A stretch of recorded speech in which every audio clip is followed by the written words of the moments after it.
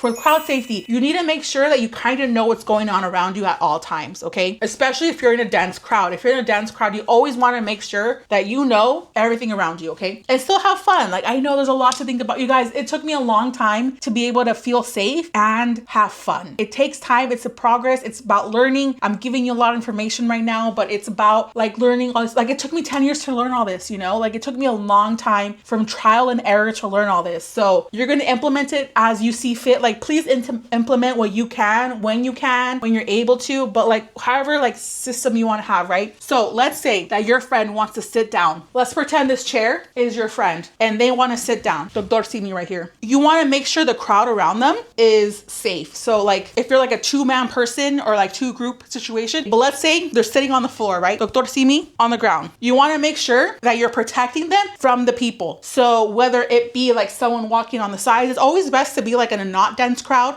when they're sitting on the floor. But if there's a dense crowd, like keep them safe, okay? Make sure people know they're here. Like keep an eye out for people walking and then like stopping them. If you have a fan in your hand, even better, because that extends it, okay? There's been times where people don't know what I'm doing and like they think I'm just like holding the space. And no, bro, like look down, there's someone there, okay? If I'm like this, there's someone on the floor, okay? I'm not just like saving the spot, okay? Doctor Simi's on the floor. So like make sure like you can like dance and stuff and like have fun. But like as people are moving, like keep an eye out for them and like put your hand here. If they've been around the game for a long time, they know like if you go like this, there's someone on the floor. If they think you're being rude, be like, girl, excuse me. There's someone on the floor, like, you know, but be nice, be nice. You always want to be nice to people. You don't want to be rude. You don't want to be mean. But this is like really easy where you just like keep them safe, you know? And you can like dance, you know, whatever you need to keep them safe. And the fan helps. Okay, just hold it in your hand and use it as an extender to your arm. So like there's different formations. Let's say they're in the back, right? And like they're here and you are in the front of them. Like make sure you're guiding the people. Make sure they know. So like if they're coming at you from this direction, like go like this, you know? I know it seems funny right now because like we're literally not in an event, but when you're in an event, like you'll get the vibe. Like either like go to the side, you know, like go like this, or front ways, you know, front ways. I'm gonna do another video, okay? I'm gonna have my friends help me out so we can like show you guys some different formations. But knowing your formation in the group at an event is key to crowd safety, especially in a dense crowd. And not just in a dense crowd, but also in a moving crowd, okay? It's very important to see the flow of people so that you are able to keep your group together. So if people are coming and trying to weave through a crowd, like make sure you like let them know like, hey, this is my group, you know? So if you like make an intentional move like this, they're gonna walk that way. And honestly, I think it's better to kind of like do this because then it allows the other person to have more direction of where to go. Because the last thing you want to do is have like someone walk through your group and split your group up and then there's like a worm going. Like you don't need like a 20-person worm and then you're trying to like freak out to like reconnect with your group. You don't need that, you know, like keep your group together. So having those like visual cues that this is my group, go behind me is important, especially for big groups. If you're gonna go to an event, you always wanna make sure you timestamp your text. So let's say you and your friends create a group chat, right? Like EDC group chat, yeah, like can't wait to have fun. Once you go into the event, start timestamping your text. So what I mean about that, okay, so let's see. Let me bring up my notes, pretend it's a text. So, hey, going to main stage, and let's say like it's 1:34, right? So timestamp your text.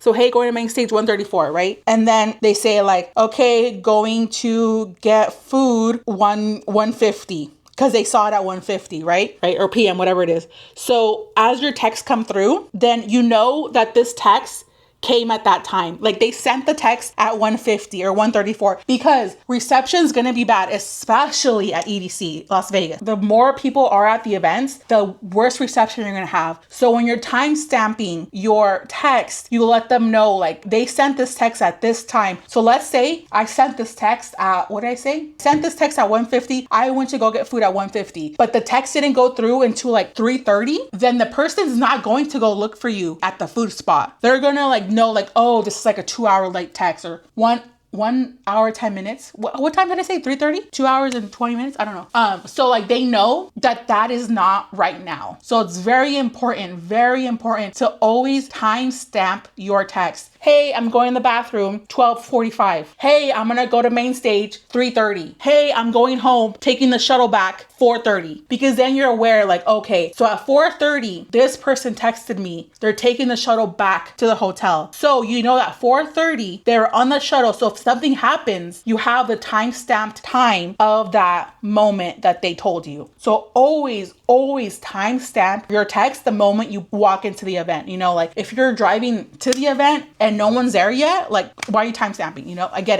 it. You know, like you're not even at the event. But the moment you get into the event, start timestamping all your text. And then always make sure you have a meeting spot that it's not moving. So like the fire statue thing, that it's a non-moving structure. So you always want to make sure that you have that meeting spot that does not move. Okay, some events like EDC Las Vegas, they have moving stages. They're called art carts. So they have these art carts that move. So do not have a moving art cart be your meetup spot, because then you're never gonna know. It has to be a stationary item, you know, like go to Lost Lands. This dinosaur at this spot is the meetup spot. Yeah. And I just have people around you that are like good people, you know? Okay. So like those are my main items for right now. My main tips for right now. I'll come back with like a group of people so we can like kind of show how we like huddle, you know? But other than that, like let me know if you guys have any questions. If you have any tips, please, if you guys have any tips that I did not mention, put them in the comments. Also, speaking of tips, so not necessarily rave safety tip, but just tip in general. When you go to the porta potties, make sure you pick your potty, okay? First off, it's not always the first one you look at. Sometimes you gotta look at a few. Pick your potty. Learn how to pick a potty.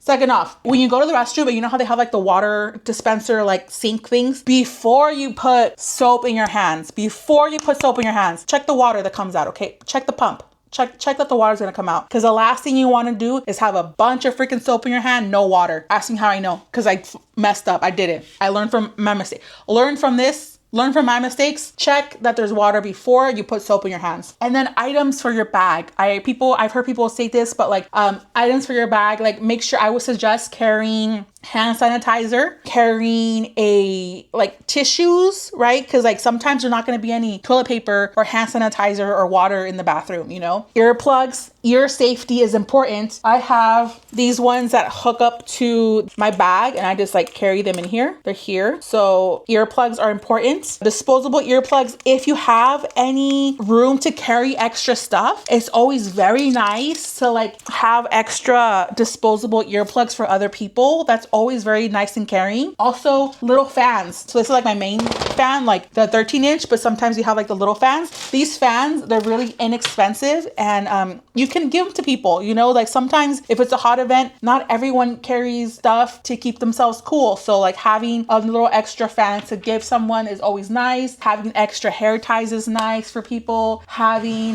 tampons or period pads. I know like now bigger events have tampons and period pads, but it wasn't always like that. And you know what? Sometimes if you're like in the crowd and you're not by like some activation, or if you're not in VIP, because I know VIP sometimes has them, but if you're not in an area that has them, like it's always nice to like offer that. I've had people come up to me like asking for tampons and I didn't carry them at first, you know, and then after that happened, I started carrying them because I just want to be prepared, you know, for someone to ask me.